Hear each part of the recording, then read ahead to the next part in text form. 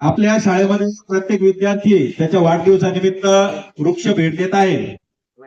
परंतु काही विद्यार्थ्यांना असा प्रश्न पडला की माझा वाढदिवस तर एप्रिलमध्ये आहे. त्याचबरोबर काही जणांना प्रश्न पडला माझा वाढदिवस मे मध्ये आहे. आणि काही घरांमध्ये दोन्ही मुलं आपल्या शाळेत आहे आणि दोघांचा वाढदिवस एप्रिल आणि मे मध्ये आहे.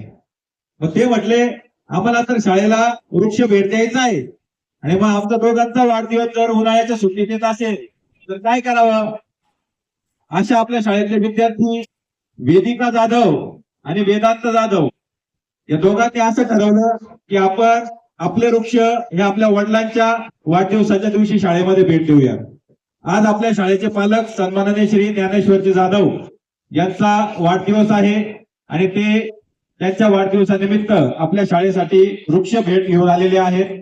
मी आदरणीय ढमाले सरांना विनंती करतो की आपण त्या वृक्षांचा स्वीकार करावा.